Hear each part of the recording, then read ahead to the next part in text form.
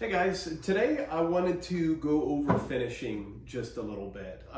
Some people ask us how we finish our pieces because we get such a great final product out of it. So I thought I'd just discuss a little bit what we do when we finish our pieces. So we don't go to the store and buy just something right off of the shelf and go and put it straight on our pieces of furniture. But one thing we do for the most part is use oil-based finishes. And the reason why is oil-based finishes really don't have a good competitor because they just make the grain pop so much. And if you do a lacquer or you do a water-based poly, they just don't have the same impact. So, all of our pieces start with an oil-based poly. But we typically mix it with a variety of different things depending upon what we're needing.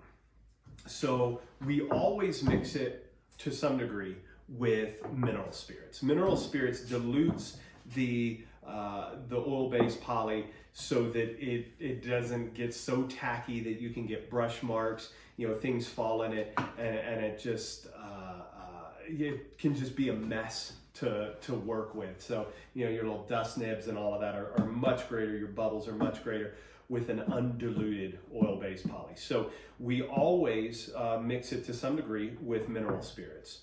When you go to the store, a lot of people like to get white bond poly. It's a 50-50 mix of oil-based poly and mineral spirits. It wipes on, you wipe it off, and it has a great finish. But some people like a little more work time. I like a little more work time, and so we use a third product, tung oil.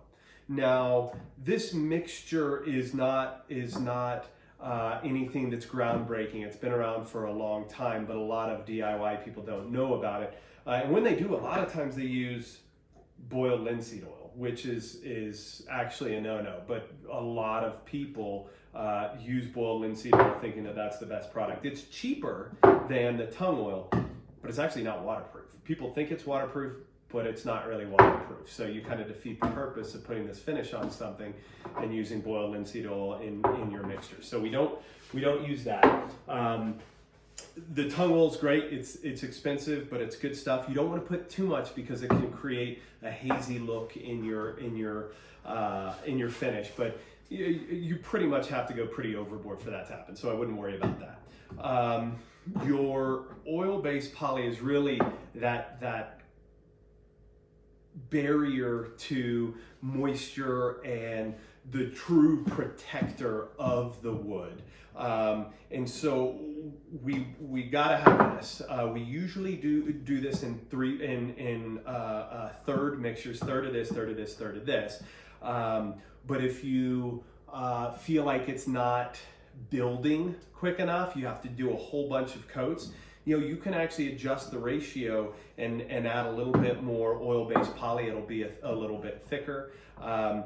The tung oil is just amazing though, because you can apply it, and if you in the past have issues with lap marks or brush strokes or anything like that, your tung oil is great because it really gives it a lot of time to level out, but it does lengthen your drying times. So if you find that this third is taking forever to dry, then you probably want to do a little bit less of this. A lot of people do that oil-based poly white bond mix, the 50-50 almost, and then maybe about 45 and maybe about 10% of this, so they can have a little more flexibility with the workability of the product, but not have it take quite so long. So this again, these are the mixtures that we use and the formulations that we use, and it really results in a high quality finish.